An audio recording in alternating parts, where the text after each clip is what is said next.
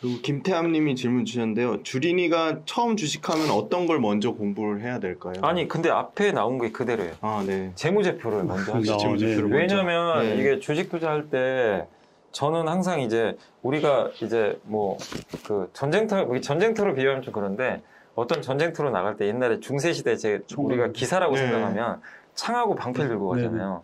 그러면 당연히 뭐 대부분은 이거 창 들고 가는 게 멋있잖아요. 앞에 나가서 막 휘들고 막 죽이고 사람.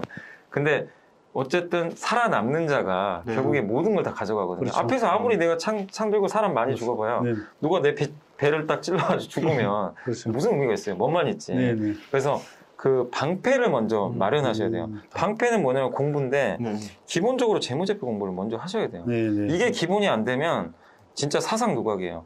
왜 이 말씀을 드리냐면 방패, 내 몸에 갑옷을 두르고 이 주식시장이나 전쟁터에 나가야 아무리 주변에서 뭐 공격을 해도 일단 내가 생존을 할 수가 있어요. 생존을 해야 그 다음이 생기는 거거든요. 그 가장 좋은 게 일단 재무제표, 그리고 사업보고서. 사업보고서도 되게 어려워요. 솔직히 처음 보시는 분들은 훈련을 하세요. 조금이라도 그 분기보고서나 전자공시 들어가면 사업보고서 나오잖아요. 그럼 거기에 다른 거보다도 이게 분기보고서를 딱 클릭을 하면 이 왼쪽에 목차가 탁 떠요. 그럼 그중에 사업의 현황이라고 있어요. 그거 재미없더라도 한번 꼭 읽어보세요. 그렇죠. 제가 지루할 수도 있는데 내가 투자하는 기업, 오늘 당장이라도 이 레슨먼 TV 보신 분들은요, 진짜 여러분이 혹시 궁금해하셨던 기업이 있다면, 예를 들면 저는 그 메일유업의 상하 목장을 되게 우유 있잖아요. 우유라든가 우유 제품을 되게 좋아하는 편인데 그거를 만약에 좋아하시면 오늘 당장에 이 기업을 내가 그 메일유업을 모른다고 생각하고 진짜 분기보고서 딱 들어가서 메일유업의 사업 현황을 보세요. 그럼 거기 보면요, 유제품 지금 매출 비중이 어떻고, 우리는 상하 목장 비중이 얼마 되고, 그 다음에 커피는 어느 정도 되고, 읽어보면요, 되게 재밌어요. 맞아요. 내가 평소에 관심 있는 기업이니까, 이렇구나. 그러면 그걸 딱 보는 순간, 메일유업 딱 보는 순간, 분유도 하잖아요. 그렇죠. 그러면, 이 회사에 대한 이제 장단점이 딱 알려져요. 이 회사는 뭐를 지금 잘하고 있는데, 지금 유제품 판매는 어느 정도 되고, 근데 분유 쪽은 요새 좀 안 좋잖아요, 사실. 인구가 주니까. 그런 것까지 다 할 수가 있거든요.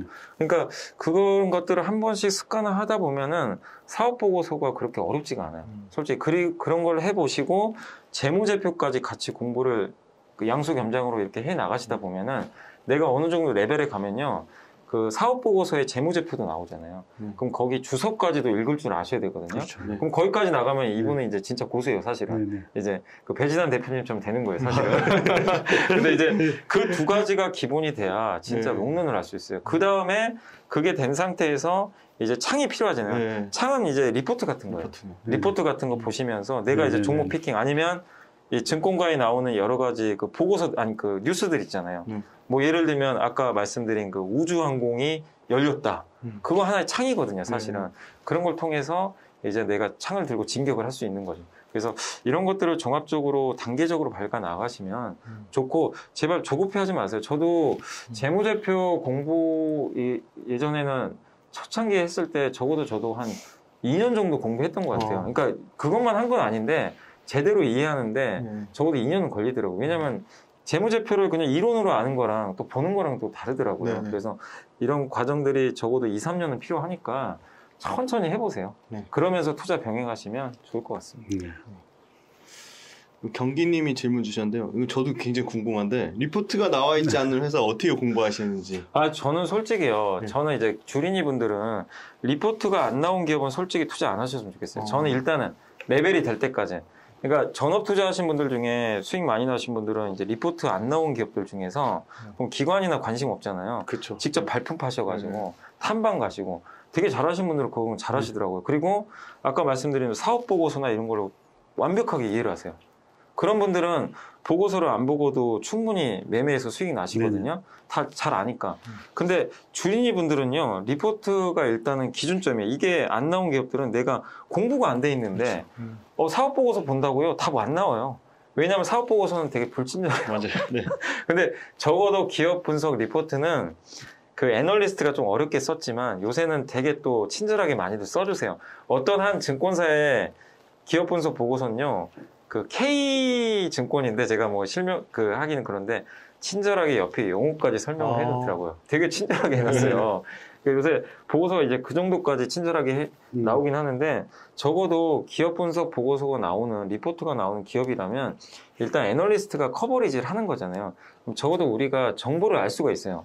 그리고 매번 업데이트도 하고 그래서 적어도 우리가 실수할 확률을 이게 낮춰주니까 그 애널리스트들이 리포트를 좀 써주는 기업 위주로 저는 주린이 분들은 그 안에서 먼저 선택을 하시고 그 다음에 내가 훈련이 됐다면 그 후에 직접 한번 사업 보고서를 보시고 투자를 한번 해보시면 좀 좋을 것 같아요. 그러니까 이게 정답이 있는 게 아니라 일단 리포트를 통해서 먼저 훈련하셨으면 좀 좋을 것 같아요. 따로 뭐 정답이 있는 것 같지는 않습니다.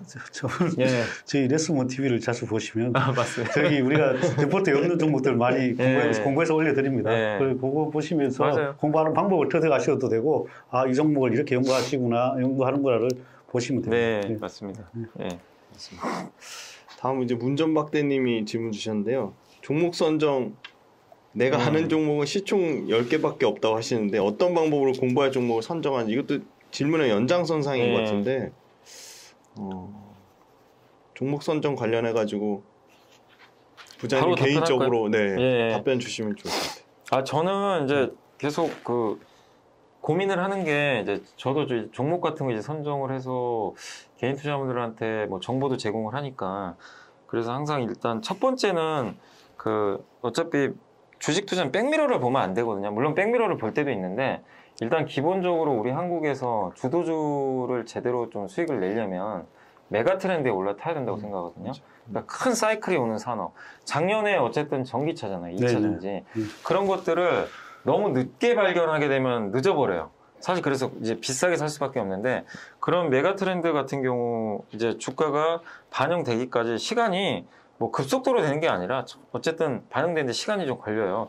그 안에서 내가 좀 공부만 해보면 충분히 그 기회비용, 그러니까 뭐 어느 정도 시점에서 잘 중간에라도 탈 수 있는 그런 어떤 흐름들이 좀 나오니까 메가 트렌드가 뭐가 될지 한번 좀 잘 고민하시면 좋겠어요. 예를 들면 지금 작년에는 부상이 안 됐는데 요새 갑자기 메가 트렌드로 갑자기 급부상하는 게 자동차 전장 부품이에요. LG전자 상한가 갔었잖아요. 그게 계기가 돼가지고 사실 뭐 전장 부품 시장 언젠가 좋아진다 다들 알고 있었는데 이게 눈에 잘 안 보이니까. 그렇죠. 그리고 2차 전지의 시선이 많이 뺏겼어요 그동안. 근데 LG전자가 마그나랑 갑자기 뭐 전장 부품 사업을 한다. 그리고 현대차가 갑자기 애플의 구애를 받았다. 이러니까 시장이 폭발을 한 건데 그거는 이제 애플까지 여기에 뛰어든다는 얘기는 할지 안 할지 모르지만 이게 메가 트렌드가 된다는 얘기예요. 빅테크가 다 뛰어들어가요. 그러면 여기서 여러분들이 발빠르게 공부를 하셔야 돼요. 내가 공부가 안 돼 있어도 시장이 이쪽으로 가는구나. 그럼 이건 메가 트렌드가 되면 그 안에서 지금 잘하고 있는 기업들이 뭐지? 근데 그 기업들은 우리 한국 기업들이 너무 잘해요. 왜냐하면 자동차가 전장 부품 된다는 건 자동차가 PC가 되잖아요. 전자기기잖아요. 그럼 스마트폰 잘하는 회사들이 거기 다 들어가요. 그렇죠. MLCC, 커넥터 기업들도 있고 뭐 카메라 회사들. 요새 보면 그런 회사들이 되게 많은데 근데 그 기업들이 자동차에 그대로 이게 복사해서 붙여넣기처럼 그대로 간단 말이에요. 이게 사실 어려운 건 아니거든요. 근데 그런 이제 메가 트렌드가 뭔지를 1년에 이렇게 공부해 보시면 몇 개 나와요, 사실. 그래서 그런 쪽으로 좀 잘 보시면 좀 좋을 것 같고, 꼭 그리고 메가 트렌드가 아니더라도 이 정부 정책도 되게 중요하거든요. 제가 보는 것 중에 하나가 요새 아까도 건설주 얘기하셨지만 정부 정책이 갑자기 바뀌어 버렸어요. 그렇죠. 공급을 늘리지 않는다고 하는데 갑자기 작년 말부터 공급 늘린다는 얘기가 나오는 거예요, 아파트. 그때만 해도 늦지 않거든요. 그렇죠. 그게 올랐다고 해도. 그러니까 정부 정책에 대한 그런 부분들. 그러니까 사실 종목 선정이라는 게 이게 어떻게 생각해보면 너무 어려울 수도 있어요. 밑도 끝도 없이. 근데 이런 뉴스나 내가 조금만 고민을 해보면 진짜 올해 뭐가 좋아질까 이런 것들을 시간을 갖고 천천히 공부하시다 보면은 진짜 눈에 보여요. 그리고 한 가지만 더 말씀드리면 저는 또 요즘에 제가 좋게 보는 게 바이오 플라스틱 있죠. 이게 뭐냐면 아직은 태동은 안 했어요. 그러니까 저도 보고서를 보다가 이게 생각한 건데 그 플라스틱은 썩잖아요. 안 썩잖아요. 그래서 환경 문제가 되게 심각한데 그거를 이제 요새 나오는 거 보니까 뭐 친환경 쪽으로 요새 관심들이 많으니까 그래서 유해 물질이기도 하고 그래서 많은 유럽도 그렇고 미국도 이거 썩지 않는 플라스틱 이제 만들어야 된다 이런 얘기들이 많이 나오더라고요. 근데 그것도 역시 우리나라 화학회사들이 하고 있더라고요. 그렇죠. 예를 들면, 그러니까 기업명을 뭐 제가 그냥 얘기해드리면, 뭐 SKC 같은 회사들, 그 바이오플라스틱 사업하고 있고, 그 다음에 그쪽과 관련돼서 뭐 효성 TNC 같은 회사도 준비하고 있고, 제일제당이 또 그걸 하더라고요. CGC에 대해서 깜짝 놀랐어요. PHA라고 하고 있습니다. PHA라고. 그러니까 이 기업들이 아직은 매출 비중이 낮은데, 이게 어느 시점에서는 또 이게 시장이 커진단 말이에요. 분명히 커져요. 그러면 그 시점에서는 이미 주가는 많이 올라가 있을 거란 말이에요. 그러니까 이것도 하나의 메가 트렌드가 될 수 있는 거예요. 아직은 작지만, 그렇죠. 작은 원이지만, 우리가 뭐 스노우볼이라 그래가지고 이렇게 굴리면 눈밭이 엄청 커지잖아요. 그런 것처럼 커지는 것처럼 조금만 주변에 눈을 굴려보세요. 눈을 돌려보시면 되게 많아요. 그래서 첫 번째는 향후에 메가 트렌드가 뭐가 될지를 끊임없이 연구하셔가지고, 거기서 나오는 대표 기업들이 먼저 공부하셔서 몇 개만 골라보세요. 그리고 두 번째는 아까의 연장선상이에요. 소외주. 소외주에서도 일부를 찾아보는 거예요. 진짜 아무도 관심 없는데 더 이상 나쁠 거 없는데 그래도 내가 한 3개월 여기에 그냥 묻어놨을 때 적어도 30% 정도 수익이 날 수 있는 거. 단 앞으로 어느 시점에서 분명히 좋아지는 그 시그널을 알고는 있어야 되겠죠. 그게 뭐가 될지 모르지. 예를 들면 여행주라면 여행주 분명히 언젠가 사람들이 마스크 벗을 거야. 이것도 하나의 아이디어거든요. 그렇죠. 마스크 보고 우리 여행 갈 거야. 이런 거. 아니면 백신도 하나의 그 임팩트가 있는 거잖아요. 그럼 우리가 이제 면역력이 생기니까 당연히 해외에 가겠지. 근데 이게 6개월인지 3개월 후인지를 모르니까 사실 어려운 건데 언젠가는 그건 분명히 될 거야. 이런 확신이 들면 그런 소외주에 투자해놓고 일부를. 그러니까 이 가격이 쌀 수 있는 맞아요. 싸게 살 수 있어요. 그래서 메가 트렌드의 일부를 놓으시고 또 이런 소외주의 일부 넣으셔가지고 이렇게 적절하게 배분하시면 사실 그 종목 선정이 별게 있는 게 아니에요. 딱히 정답이 있는 것도 아니고. 근데 염차장님처럼 이렇게 어떻게 보면 이 말씀이 정말 좋은 말씀인데 일반인들은 금방 수익 날 거고 하니까. 맞아요. 제발 좀 그거. 올라가는 거 막 올라가는 거에 막 올라타려고 하잖아요. 네. 근데 제 주변에서도요, 진짜 돈 버신 분들 딱 그 제 얘기도 들어보고 진짜 매매한 그 내역도 제가 봤거든요. 대부분 돈 많이 버신 분들이요, 의외로요, 메가 트렌드에 올라타셨던 분들보다 소외주 투자하셨는데 금액이 크신 분들이 그냥 편안하게 묻어놨는데 어느 날 갑자기 30% 올라가 있더래요. 그래서 아무 고민 없이 팔았대요. 그리고 또 소외주 또 찾았대요. 또 넣어놓고. 대표적인 분 여기 계십니다. 정말 아무도 안 보는 종목들만 집중 탐구하시는 분 여기 배 대표님 대표적인 분. 근데 이제 주식 투자 하시는 분들이 매일 보니까 그러면 재미가 없으니까 저것만 하라는 얘기는 아닌데 저런 방식으로 일부를 저는 원금의 일부를 30이든 40이든 꼭 넣어놓으세요. 이게 안전판이에요. 맞습니다. 그리고 메가 트렌드를 뭐 50을 하시건 왜냐면 약간 메가 트렌드는 내가 잘못 들어가면 리스크가 클 수도 있어요. 이게 실패해버리면. 그래서 이런 것들을 좀 겸비하셔가지고 적절하게 그 배분하셔가지고 투자하시면 정말 재밌지 않으세요? 저는 주식 투자 너무 재밌을 것 같아요. 너무 재밌습니다. 네, 너무 재밌는데 너무 막 그러니까 뭐냐면 불안해하세요 진짜. 잘 모르니까. 근데 그러지 마시고 즐기면서 할 수도 있는 게 주식 투자니까 그렇게 하시면 좋을 것 같아요. 마무리를 해야 돼요. 네, 이제 좀 마무리. 그래서 다음에 한번 더 시간이 없으시니까 한번. 그러면 마지막 리트리버 마힌드라님이 질문 주셨네요. 부장님 늦었지만 승진 축하드립니다. 인사까지 주셨고요. 5천만 원 이하 소액으로 포트 구성할 때 적절하게 비율, 아마 뭐 대형주 가치주, 성장주, 중소형주 이걸 의미하시는 것 같아요. 뭐 정확하게 얘기는 안 하셨지만. 그러니까 저는 이게 지금 시장이 우리 한국은 솔직히 현재까지 몇 년 동안 보면 가치주보다는 성장주가 더 맞긴 맞았어요. 근데 이제 올해 초까지 해도 성장주들이 워낙에 퍼포먼스가 좋아가지고 저는 올해는 약간 그래도 좀 소외주 비중을 좀 더 높이셨으면 좋겠어요. 저도 그쪽 많이 보거든요. 저도 사실 작년까지만 해도 절대치로 보면은 그 성장주를 적어도 7, 그리고 소외주를 3 정도로 항상 말씀을 많이 드렸어요. 근데 올해는 좀 바꿨으면 좋겠어요. 성장주를 4 정도, 그리고 소외받던 걸 6 정도로 하셔가지고, 그러니까 이게 대형주다 소형주다 나누지 마세요. 왜냐하면 대형주에서도 가치주가 있는 거고, 그러니까 가치주라는 게 뭐 영원히 못 간다 이런 뭐 개념보다도 못난이 종목이 아니라 어쨌든 앞으로 좋아질 수 있는 종목인데 지금 시장에서 너무 인정을 못 받는 대형주도 되게 많아요. 그러니까 예를 들면 저는 솔직히 그러니까 많은 분들이 그 대형주 중에서 제일 꺼려하시는 종목 중에 하나가 KTNG예요. 담배 인상공사 너무 무겁잖아요. 안 가요. 배당금 많이 주는데 배당 끝나고 나니까 아예 그냥 주가는 곤두박질 쳐 있는데 갈 생각 안 하고 보고서 보잖아요. KTNG 아랍의 담배 수출은 엄청 잘 된다고 나와요. 그런 거 나와도 사람들이 관심이 없는 건지 주가 반응이 없어요. 그러니까 이게 예를 들면 그런 거예요.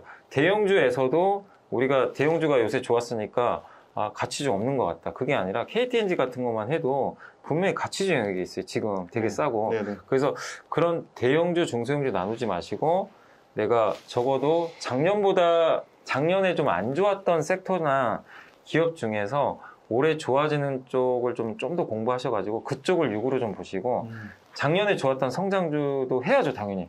성장주를 안 하고선 투자할 수 없는 거니까 그런 거 중에서 좀 합리적인 가격 변동성이 나와서 뭐 예를 들면 뭐 전기차 섹터나 반도체나 바이오나 아니면 뭐 헬스케어나 아니면 뭐 네이버나 카카오 같은 플랫폼 기업들이 어떤 시장의 이슈 때문에 흔들려가지고 좀 충분히 합리적인 가격 온다. 그러면 그런 쪽의 섹터를 한 3에서 4 정도 이렇게 배분을 하실 것을 저는 올해는 좀 권유를 드리고 싶습니다. 일단 예.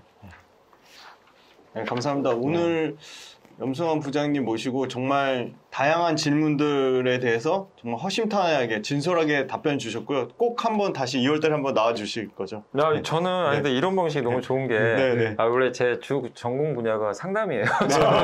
회사에서도 고객들 이렇게 전화 오시면 상담이 원래 주 업무거든요. 근데 요새 이제 방송 때문에 하도 바빠가지고 그렇죠. 많이는 못하는데 이런 형식이 저는 너무 재밌고 마치 그 직접 상담하는 것 같아요. 되게 좋습니다. 그래서 다음에 제가 또 시간 되면 반드시 이게 또 남아 있잖아요. 지금 많이 남았습니다. 많이 남았습니다. 꼭 다음에, 답변 다시 주시기로 제가 하셨습니다. 좀 이렇게 스케줄 좀 비워놔가지고 꼭 오도록 하겠습니다.